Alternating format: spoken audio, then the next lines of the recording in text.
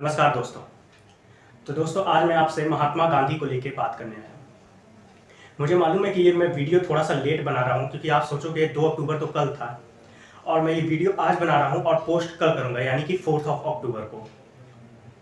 तो आपके दिमाग में ये चीज़ आ रहा होगा कि आखिर ऐसा क्या हो गया कि मैं इस वीडियो को लेट बना रहा हूँ और महात्मा गांधी पे वीडियो बना रहा हूँ।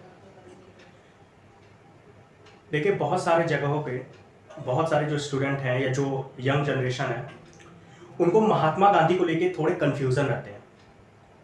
उनको समझ नहीं आता कि महात्मा गांधी आखिर सही व्यक्ति थे या एक गलत व्यक्ति थे। और ये ऐसा इसलिए हो रहा है क्योंकि हम आज भाग दौड़ की दुनिया में व्हाट्सएप और फेसबुक यूनिवर्सिटी से इतना इन्फ्लुएंस हो चुके हैं कि व्हाट्सएप और फेसबुक पे कोई भी न्यूज़ आती है, कोई भी व्यक्ति हमें कोई न्यूज़ फॉरवर्ड करता है तो हम उस न्यूज़ को पढ़ते तो हैं लेकिन उस न्यूज़ की जो रियलिटी है उसको नहीं समझते। वो न्यूज़ सही है या गलत है उसका आकलन नहीं करते, उसको चेक नहीं करते। और यही सबसे बड़ा कारण है कि हम धीरे धीरे एक गलत खबर के चपेट में, एक गलत ज्ञान के, गलत नॉलेज के चपेट में आ जाते हैं और आगे चल के वही ज्ञान, वही नॉलेज हमारे लिए घातक साबित होता है। और सेम यही चीज़ आज महात्मा गांधी को लेके भी हो रहा है। आज हमारे यंग एक कल्ट की तरह इस चीज़ को फॉलो कर रहे हैं और हर जगह सिर्फ यही चीज़ प्रसारित किया जा रहा है कि महात्मा गांधी गलत है। महात्मा गांधी ने गलत किया हिंदुओं के साथ, गलत किया दलितों के साथ। तो मैं आपको सिर्फ इतना बताना चाहता हूं कि आप जहां जहां से भी ये ज्ञान लेते हैं, आपका जो सोर्स ऑफ नॉलेज है जहां से भी होगा, मुझे मालूम है कि 90% लोग व्हाट्सएप और फेसबुक यूनिवर्सिटी से ये चीज़ें लेते हैं। बट आप सबसे हाथ जोड़ के अनुरोध है, विनती करता है कि आप जब भी ऐसे कोई चीज़ को पढ़ते हैं तो उसका आकलन करने की कोशिश करिए। ये जो ऊपर दिमाग दिया गया है ये कोई 100 पीस के लिए नहीं दिया गया। अगर ऊपर वाले ने इसको दिया है तो ये इसलिए दिया है कि इसका यूज़ किया जाए। ये 100 पीस के लिए नहीं दिया गया कि इसका 100 पीस के लिए दिया गया हो। लेकिन हम भाग दौड़ की ज़िंदगी में इतने व्यस्त रहते हैं, हम इतने भोले हैं कि हम सही और गलत न्यूज़, जो रियल और फेक न्यूज़ है ना, उसके बीच में डिफरेंस कर नहीं पाते हैं। और ज़्यादातर 90% हम लोग फेक न्यूज़ को ही रियलिटी मान लेते हैं और समाज में उस चीज़ को प्रचार प्रसार करना शुरू कर देते हैं। मैं भी देखता हूँ कि महात्मा गांधी को लेके बहुत सारे गुट बने हैं। कुछ गुट का ये मानना है कि महात्मा गांधी अच्छे थे, उन्होंने अच्छे कार्य किए हमारे देश के लिए, नौजवानों के लिए, समाज के लिए। लेकिन कुछ गुट ऐसा भी है जो ये कहता है कि महात्मा गांधी ने तो ऐसा कोई काम ही नहीं किया देश के लिए, उन्होंने ऐसा कोई काम ही नहीं किया नौजवानों के लिए, उन्होंने ऐसा कोई काम ही नहीं किया समाज के लिए। देखिए मैं यहाँ पे बैठ के आपको ये बिल्कुल नहीं बताने आया हूँ कि महात्मा गांधी ने क्या क्या चीज़ किया या क्या क्या चीज़ नहीं किया।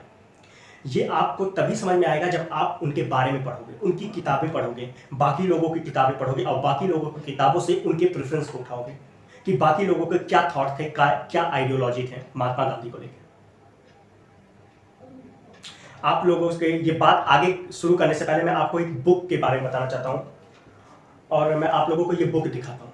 आप लोग इसका स्क्रीनशॉट ले लीजिए और जो भी आप लोग व्हाट्सएप और फेसबुक के इन्फ्लुएंस में आके उल्टी सीधी बातें करते हो महात्मा गांधी को लेकर, मैं आप सभी से कहूँगा एक बार आप ये किताब को, इस बुक को ज़रूर पढ़ें, क्योंकि जब आप इस किताब को, इस बुक को पढ़ोगे तो आपको सच में समझ में आएगा कि आखिर कौन थे महात्मा गांधी, आखिर उनका क्या योगदान था हमारे राष्ट्र निर्माण में, आखिर उनका क्या योगदान था हमारे जीवन निर्माण में, उनका क्या योगदान था हमारे देश को आज़ादी दिलाने में, उनका क्या योगदान था देश के प्रति समर्पण में। तो मैं आप सभी से सबसे पहले ये विनती करता हूँ कि ये किताब आप लोग जरूर पढ़ें ताकि आपको समझ में आए महात्मा गांधी को। ठीक है, अब बात करते हैं। अब पहले तो हम बात करते हैं महात्मा गांधी के इतिहास को उठा के। तो देखिए नॉर्मल चीज़ सभी को मालूम है कि महात्मा गांधी का जन्म 2 अक्टूबर 1869 पोरबंदर गुजरात में हुआ था। ठीक है, इनका पूरा नाम है मोहनदास करमचंद गांधी। अब क्या है कि आपको बताया जब महात्मा गांधी जब स्टार्टिंग फेज में थे, जब वो 9-10 साल के थे, तो वो अपने समाज में बहुत सारी कुरीतियाँ देखते थे। वो अपने समाज में बहुत सारी ऐसी चीज़ें देखते थे जिनको वो देखते थे और उनको दया आती थी कि यार ये क्या क्या हो रहा है हमारे समाज में, ये क्या क्या चीज़ें हो रही हैं। उस समय सती प्रथा को बंद कर दिया गया था लेकिन अभी भी वो पूरी तरह से बंद नहीं हुआ था और महात्मा गांधी ने ऐसे कई सारे लोगों को देखा जो अभी भी उस सती प्रथा का निर्माण कर रहे थे। और देखिए महात्मा गांधी एक हिंदू है, तो वो हिंदू के धर्म में जो भी कमियां हैं उनको वो हाईलाइट करेंगे। इसका मैं आपको एग्जांपल बताता हूं कि आपके घर में, आपके परिवार में अगर कोई व्यक्ति गलत कृत्य कर रहा है, गलत कार्य कर रहा है, तो आप उसको टोकोगे। आप दूसरे के परिवार में जाके दूसरे को नहीं टोकोगे, पहले आप खुद के परिवार को सुधारोगे। खुद के परिवार वाले अगर कुछ गलत कर रहे हैं तो उनको सही करोगे, फिर दूसरे में जाओगे। वरना पहले अगर दूसरे में चले जाओगे तो वो वाला आपसे यही कहेगा कि अपने परिवार को तो तुम सुधार नहीं पाए और मुझे आए हो समझाने, मुझे आए हो व्यक्तित्व के बारे में समझाने, मुझे आए हो चीजें बताने। उसी तरह महात्मा गांधी का जो पहला परिवार था वो हिंदू था, क्योंकि वो खुद हिंदू थे। तो वो हमेशा हिंदू की जो कुरीतियां थी, हिंदू धर्म में जो अंधविश्वास था, हिंदू धर्म में जो जादू टोना वशीकरण जैसी चीजें थी, वो उनका विरोध करते थे, शुरू से ही करते थे। और ये बात उनके पिताजी को भी कुछ हद तक ठीक नहीं लगती थी, उनके माताजी को भी ठीक नहीं लगती थी, और बचपन से ही उनके ऊपर एक थप्पा लग गया था कि ये लड़का एंटी हिंदू है। एंटी हिंदू का मतलब क्या होता है? एंटी हिंदू मतलब ये हिंदू धर्म में जन्म तो लिया है, लेकिन हमेशा हिंदू धर्म की गलत चीजों पे बात करता है, हिंदू धर्म को हमेशा नीचा दिखाता है, हिंदू धर्म के बारे में उल्टी सीधी बातें करता है। जबकि मोहनदास करमचंद गांधी अपने बातों से, अपने इरादों से बिल्कुल ही पाक साफ थे। उनका सीधा सा मतलब था कि मेरे घर में जो कुरीतियां हैं मैं उस कुरीतियों को उजागर करूंगा ताकि लोग आगे चल के उस कुरीतियों को खत्म करें। और मुझे नहीं लगता कि ये चीजें कहीं से भी गलत थी। तो महात्मा गांधी ने शुरू से ही हिंदू धर्म में जो कुरीतियां चल रही थी उस पर आवाज उठाया, उस पर विरोध किया। फिर जैसे जैसे वो बड़े हुए, जब वो 12-13 साल के हो गए, जब वो समाज में घुसे, तो उन्होंने समाज में और भी बहुत सारी चीज़ों को देखा। जैसे देखा कि महिलाओं की जो दशा, आज भी स्थिति महिलाओं की उतनी अच्छी नहीं है। तो उस समय क्या हुआ होगा, तो महिलाओं की स्थिति को भी देखा गांधी जी ने, और उनको लगा क्या महिलाएं भी बहुत ज़्यादा शोषित हो रही हैं। एक बड़ा पुरुष वर्ग समाज है जो महिला वर्ग समाज को शोषित कर रहा है। तो महात्मा गांधी ने इस पर भी आवाज़ उठाई। अब जब महात्मा गांधी ने इस पर भी आवाज़ उठाई तो लोगों को फिर से लगा कि यार ये क्यों हिंदू आदमियों पे, ये हिंदू लड़कों पे टिप्पणी कर रहा है, क्यों उनके पे आवाज उठा रहा है, क्यों ये उनको गलत बोल रहा है। क्योंकि मोहनदास करमचंद गांधी, महात्मा गांधी हमारे बापू, हमारे राष्ट्रपिता हिंदू थे, तो वो हिंदू में हो रहे अत्याचारों को सामने लाएंगे। जब हिंदू के लोग ये सब चीजों में ठीक हो जाएंगे तब फिर वो दूसरे धर्म में जाएंगे। पहले तो उनका यही कर्तव्य है ना कि हम अपने परिवार को सुधारें। तो उन्होंने उस पर भी आवाज उठाया। फिर वो चले गए साउथ अफ्रीका पढ़ने। फिर वो साउथ अफ्रीका से आए तो उन्होंने सत्याग्रह किया, बहुत सारी चीज की। तो मैं अब एक एक सत्याग्रह को आपको नहीं बताऊंगा, मैं केवल आपको महात्मा गांधी का जो व्यक्तित्व है उसके बारे में समझाने वाला, ठीक है। अब वो वापस आ गए। जब वो गए अपना साउथ अफ्रीका, पढ़ाई लिखाई की है, वो वकील बन गया, जिसको बैरिस्टर कहा जाता था, तो बैरिस्टर बन गया, वकील बन गया, वापस आए भारत में। तो उनके अंदर पहले से ही एक खींच, एक गुस्सा था। हिंदुओं को लेकर गुस्सा नहीं था, हिंदुओं में चल रहे कुरीतियों को लेकर गुस्सा था। उनके अंदर आदमियों को लेकर गुस्सा नहीं था, हिंदू आदमियों को लेकर गुस्सा नहीं था, लेकिन जो हिंदू आदमी औरतों के साथ गलत कृत्य करते थे, उनको दबाने की कोशिश करते थे, उनसे गुस्सा था। लेकिन उस समय वो मजबूर थे। लेकिन जब वो साउथ अफ्रीका से बैरिस्ट्री की पढ़ाई करके आए तो उनके पास नॉलेज था, उनके पास डिग्री थी, उनके पास ज्ञान था, और साथ ही साथ उनके पास आईपीसी की धाराएं थी। उनको पता था क्या कानून है, किस कानून के तहत हम क्या क्या चीजें कर सकते हैं या किस तरह के केस कर सकते हैं। तो एक तो इनका आंदोलन चल रहा था जो कि राष्ट्रीय आंदोलन था, जैसे आपका चंपारण हो गया, खेड़ा आंदोलन हो गया, मिल मजदूर आंदोलन, असहयोग आंदोलन, सविनय अवज्ञा आंदोलन, भारत छोड़ो आंदोलन। ये सारे आंदोलन तो इनके व्यक्तिगत आंदोलन नहीं थे। ये आंदोलन इनके कैसे थे, तो ये आंदोलन इनके सामाजिक आंदोलन थे, राष्ट्रीय आंदोलन थे। लेकिन उनका कुछ व्यक्तित्व आंदोलन भी था, व्यक्तिगत आंदोलन भी था। और वो व्यक्तिगत आंदोलन में सबसे पहला आंदोलन यही था कि जो बाल विवाह हो रहा था उस बाल विवाह को रोकना। आज भी बताना चाहूंगा कि आज भी हम लोग 21वीं सदी में रह रहे हैं, बट 21st सेंचुरी में भी आज भी राजस्थान में बहुत सारी ऐसी जगह हैं जहां पे बाल विवाह होता है। तो उस समय की बात सोचिए, 1950, 1960, 1970, 1980 में क्या होता था। उस समय भी महात्मा गांधी को ऐसे बहुत सारे प्रॉब्लम को फेस करना पड़ा। और महात्मा गांधी अपने धर्म के प्रति, जो आज लोग ये कहते हैं कि महात्मा गांधी हिंदुओं से नफरत करते थे, महात्मा गांधी मुसलमानों से मोहब्बत करते थे, तो मैं आपको बताता हूं कि महात्मा गांधी हिंदुओं से इतनी मोहब्बत करते थे कि हिंदुओं की गलत चीजों को टोकते थे। जो आपसे मोहब्बत करता है, जो आपसे प्यार करता है, जिसको सचमुच में आपके लिए फिक्र रहती है, वही बंदा आपको टोकता है। एक पिता अपने बच्चे को इसलिए टोकता है क्योंकि बच्चे से उस पिता को स्नेह रहता है। क्यों मेरे या आपके पिता पड़ोसी के बच्चे को नहीं टोकते? क्यों मेरे और आपके पिता पड़ोसी के बच्चे को नहीं डांटते? हाँ, क्योंकि वो लगाव पड़ोसी के बच्चे से नहीं रहता है जो लगाव हमारे बच्चों से रहता है। और वही सेम चीज़ था। महात्मा गांधी जो कि हिंदुइज्म को मानते थे, हिंदू धर्म में पैदा हुए थे, सनातनी थे, तो उनको लगा कि हमारे सनातन धर्म जो कि इतना अच्छा, इतना नायाब धर्म है, इसमें ऐसी चीज़ें क्यों हो रही हैं, क्यों बाल विवाह, क्यों सती प्रथा जैसी कुरीतियाँ चल रही हैं, क्यों औरतों को उनका जो सम्मान उनको मिलना चाहिए वो नहीं मिल रहा है, क्यों औरतों को सिर्फ और सिर्फ एक समान समझा जा रहा है, क्यों औरतों को समाज में दर्जा नहीं मिल रहा, क्यों औरतों का समाजीकरण नहीं किया जा रहा है। यही सब पे महात्मा गांधी ने अपना जो व्यक्तिगत आंदोलन है उसको छेड़ा और उन्होंने कहा कि हम ये बाल विवाह को बंद करा करेंगे। अब जब ये बाल विवाह को बंद कराने की बात आई तो बहुत सारे हिंदू जो पंडित थे वो खफा हो गए। वो महात्मा गांधी से कहें कि आप हमारे धर्म में क्यों बात करते हो, इस्लाम धर्म में भी बहुत सारी बुराइयां हैं, आप उन पर क्यों बात नहीं करते, सिखिज्म में भी बहुत सारी बुराइयां, आप उन पर क्यों बात नहीं करते, क्रिश्चियनिटी में भी बहुत सारी बुराइयां हैं, आप उन पर क्यों बात नहीं करते, आप क्यों सिर्फ हिंदुइज्म पे बात करते हो। तो उन्होंने कहा कि भाई हिंदुइज्म मेरा घर है और मैं अपने घर से ही शुरू करूंगा और घर में जो भी कुरीतियां हैं, जो भी बुराइयां हैं, उसको मैं पर्दाफाश करूंगा, उसको सबके सामने ला के रहूंगा। महात्मा गांधी की इन्हीं सब बातों से लोग उन्हें एंटी हिंदू कहने लगे। लोगों को लगने लगा कि यार महात्मा गांधी तो सिर्फ हिंदू के विपरीत हैं, हिंदू के विरोध में काम कर रहे हैं, उनका कोई बिल्कुल भी उनका मकसद नहीं है हिंदुइज्म को सुधारना, उनका सिर्फ और सिर्फ ये मकसद है हिंदुइज्म को और नीचे ले जाना। कुछ लोग उनको आईएसआई का एजेंट कहने लगे, कुछ लोग उनको कहने लगे कि ये मुसलमान है, ये सब हिंदू नाम लेके आया है, हमारे हिंदुइज्म को बर्बाद कर रहा है, हमारे सनातन धर्म को खत्म कर रहा है। और यहीं से एक वॉर, एक टकरार शुरू हो गई नाथूराम गोडसे और महात्मा गांधी की। आजकल मैं देख रहा हूं कि बहुत सारे ऐसे भटके हुए हिंदू, मैं ऐसे लोगों को भटका युवा को बोलूंगा कि ऐसे भटके हुए हिंदू हैं जो नाथूराम गोडसे को अपना आइडियल मानते हैं और ये कहते हैं कि नाथूराम गोडसे एक हिंदू राष्ट्र चाहता था। अगर नाथूराम गोडसे इतना ही बड़ा देशभक्त था, अगर नाथूराम गोडसे सचमुच में राष्ट्रवाद चाहता था, अगर नाथूराम गोडसे सचमुच में हिंदू राष्ट्र चाहता था, अगर नाथूराम गोडसे के ब्लड में, खून में इतना ही उबाल था, तो मुझे एक किताब बताइए जहां उसने अंग्रेजों का खिलाफत किया हो। मुझे एक किताब बताइए जहां पे उसने अंग्रेजों को एक चाटा भी मारा हो। मुझे एक किताब बताइए जहां वो अंग्रेजों के खिलाफ खड़ा हुआ हो, उनका विरोध किया हो। मैं ऐसे आपको 100 किताबें बता दूंगा जिसमें साफ साफ लिखा है कि महात्मा गांधी दुबले थे, वो पतले थे, लेकिन चलते थे सीना तान के और अंग्रेजों के सामने खड़े थे, डट के खड़े थे, उनका विरोध किया था। मैं गर्व से कह सकता हूं, मैं आपको 100 किताबें दिखा दूंगा। मैं आपसे चैलेंज करना चाहता हूं, जो लोग नाथूराम गोडसे को हिंदुत्व का रखवाला समझते हैं, जो लोग नाथूराम गोडसे को ये कहते हैं कि ये हिंदू राष्ट्र बनाना चाहते थे, ये पाकिस्तान के खिलाफ थे, एक किताब दिखा दो जहां पे ये लिखा हो कि नाथूराम गोडसे अंग्रेजों के खिलाफ था। कहीं नहीं मिलेगा।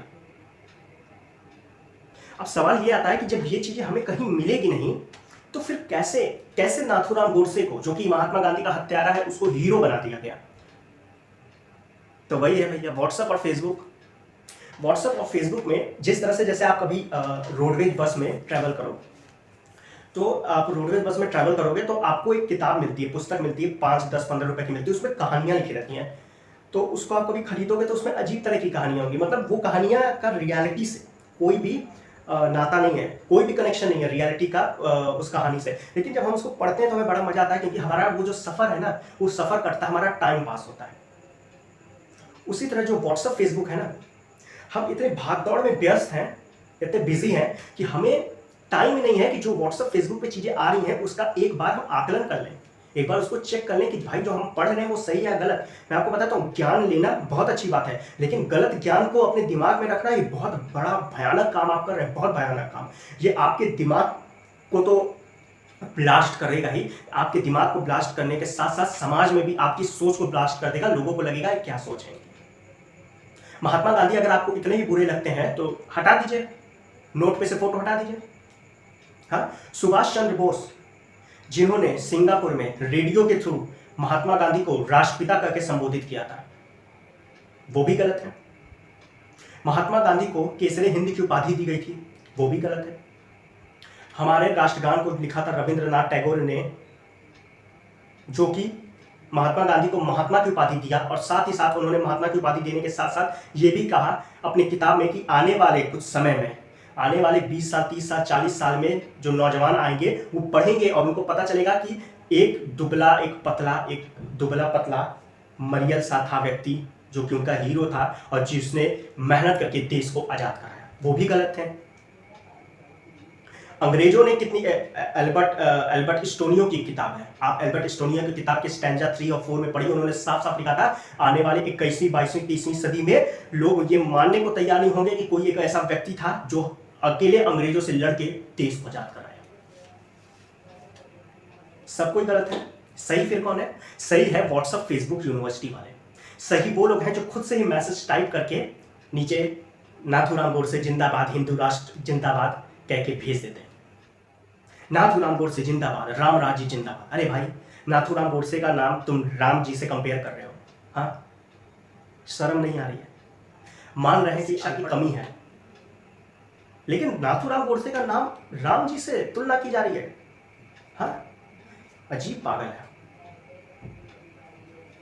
शिक्षा इसीलिए कहते हैं ना कि शिक्षा उस शेरनी का दूध है जो पिया वो दहाड़ा है, और गलत शिक्षा उस बकरी का दूध है जो पिया वो बस मैं आता है। और वही चीजें हो रही हैं। व्हाट्सएप फेसबुक में लोग इतना इन्फ्लुएंस हो चुके हैं कि वो सही को भी गलत और गलत को सही समझ रहे हैं। अब थोड़ा सा फिर से आते हैं पाकिस्तान के। नाथूराम गोडसे ने महात्मा गांधी को क्यों मारा? क्योंकि महात्मा गांधी ने पाकिस्तान का विभाजन किया। महात्मा गांधी ने जो 33 करोड़ रुपए थे वो पाकिस्तान को दे दिए। तो भाइयों, पहले मैं आपको बता दूं कि महात्मा गांधी ने पाकिस्तान का विभाजन नहीं किया था, जिन्ना और माउंटबेटन ने जिन्ना और रेडक्लिफ ने पाकिस्तान का विभाजन किया था। इसीलिए कहता हूँ इतिहास पढ़ो। और इनको अगर इतना ही नाथूराम गोडसे के अंदर था कि पाकिस्तान नहीं बनना चाहिए, तो उसने जिन्ना को क्यों नहीं मारा? इसने क्यों महात्मा गांधी की हत्या की? हाँ? क्यों इसने जिन्ना को नहीं मारा, जबकि जिन्ना ने ही प्रस्ताव रखा था कि मुसलमानों का एक अलग देश पाकिस्तान बनेगा। सीरियल रेडक्लिफ को बुलाया गया। सीरियल रेडक्लिफ ने एक दिन के अंदर में विभाजन कर दिया और कह दिया एक तरफ पाकिस्तान, एक तरफ पूर्वी पाकिस्तान, जो कि आज बांग्लादेश के नाम से जाना जाता है। तो इसमें तो महात्मा गांधी का कोई रोल नहीं था। तो जो आपका पहला सोच था कि महात्मा गांधी ने पाकिस्तान और भारत को अलग कराया, तो ये सोच तो अब तो खत्म हो जाना चाहिए, क्योंकि रेडक्लिफ ने, सीरियल रेडक्लिफ ने और जिन्ना ने मिलकर पाकिस्तान को अलग किया भारत से। पहली चीज। सेकंड चीज, 33 करोड़ रुपए दे दिए महात्मा गांधी, पाकिस्तान को दे दिए, मुसलमान के साथ है शुरू से। तो मैं भाई बताता हूँ आपको, पाकिस्तान जब नया नया बना तो जिन्ना ने ब्रिटेन के संसद में ये प्रस्ताव रखा कि हमारा नया नया देश बना है, हमें इकोनॉमिक की जरूरत है, हमें पैसों की जरूरत है, तो हम सिर्फ भारत से इतना चाहते हैं कि जनवरी से लेके 14 अगस्त को अलग हुआ था, तो जनवरी से लेके अगस्त के बीच में जितना भी टैक्स पाकिस्तान के साइड से ऑक्युपाइड किया गया था, कलेक्ट किया गया था, वो सारे टैक्स के पैसे हमें दे दिए जाए, ताकि हम अपने एक नए राष्ट्र का निर्माण कर सकते, उसको अच्छी तरीके से बना सकें। ठीक है। महात्मा गांधी इसके विरोध में आ गए। महात्मा गांधी ने कहा कि हम क्यों तुम्हें टैक्स का पैसा दे भाई, तुम्हें खुद से होना है। देखो, जब जैसे कि आप देखते हो दो भाइयों में लड़ाई होती है, तब माँ बाप जब दो भाइयों की लड़ाई के बीच में बंटवारा कराते हैं तो दोनों को इक्वल जमीन दे देते हैं। लेकिन जब माँ बाप चाह ही नहीं रहे बंटवारा हो, और एक भाई है जो कह रहा है कि मुझे रहना ही नहीं है, वो चला गया कहीं, तो क्या माँ बाप उसको पैसे देंगे? अरे भाई, तुम्हें पैसे चाहिए, तुम आओ घर में रहो, तुम खुद छोड़ के गए हो, तुम क्यों पैसे दे? तुम्हें महात्मा गांधी का भी वही कहना था कि जब तुम खुद से पाकिस्तान बनाए हो, तो तुम्हें क्यों पैसा दे? तो वो जिन्ना ये चीज को लेके सीरियल रेडक्लिफ के साथ चला गया ब्रिटेन की संसद में। ब्रिटेन की संसद में गया तो ब्रिटेन की संसद में ये चीजें प्रस्ताव पारित हो गया और साफ साफ कह दिया गया कि पाकिस्तान जो है को पैसे मिलने चाहिए। अब महात्मा गांधी ने ये सोचा कि यार, ये जो ब्रिटेन वाले थे ना, जो अंग्रेज थे, वो शुरू से पाकिस्तान के पक्ष में थे, क्योंकि पाकिस्तान पहले भी इनकी चमचागिरी करता था, आज भी इनकी चमचागिरी करता है। तो ब्रिटेन भारत को लग गया कि आज नहीं तो कल, स्वयं से नहीं तो जबरदस्ती, लेकिन ब्रिटेन वाले जिस तरह से पाकिस्तान का अलगवा कराती है, उसी तरह ये पैसे भी क्या करेंगे, पाकिस्तान को दे देंगे। तब महात्मा गांधी ने कहा कि एक काम करो, हम खुद 33 करोड़ 34 करोड़ जो भी हम वो जो है पाकिस्तान को दे देते हैं, क्योंकि आज नहीं तो कल ब्रिटेन के दबाव में आके हमें देना ही पड़ेगा, तो हमारी बेइज्जती भी इससे बढ़िया हम स्वयं इच्छा से दे देते हैं। तो लोगों को लग गया कि यार, महात्मा गांधी ना मुसलमानों के साथ है, हिंदुओं के खिलाफ है। अरे भाई, अंग्रेजों ने ऐसा दबाव बनाया था कि महात्मा गांधी को पैसे देने पड़े, भारतीयों को पैसे देने पड़े, और महात्मा गांधी ने ये अर्जी बोली दे दिया जाए। आपको बताता हूँ, वल्लभ भाई पटेल ने हस्ताक्षर किया कि इनको पैसे दे देना चाहिए, वो गलत नहीं है। जवाहरलाल नेहरू ने भरी सभा में बोला पैसे दे देना चाहिए, वो गलत नहीं है। लेकिन महात्मा गांधी ने सिर्फ एक आइडिया दिया, वो इतना गलत हो गया कि नाथूराम गोडसे ने महात्मा गांधी को गोली मार दी। सोचिए, फेसबुक और व्हाट्सएप यूनिवर्सिटी से आप इतना इन्फ्लुएंस हो चुके हैं कि आपको खुद सही गलत का अंदाजा नहीं। अब कुछ लोग हैं, थर्ड पॉइंट आता है, कुछ लोग महात्मा गांधी का कंपैरिजन कराएंगे डॉक्टर बी आर अम्बेडकर से और कहेंगे महात्मा गांधी SC ST के खिलाफ थे।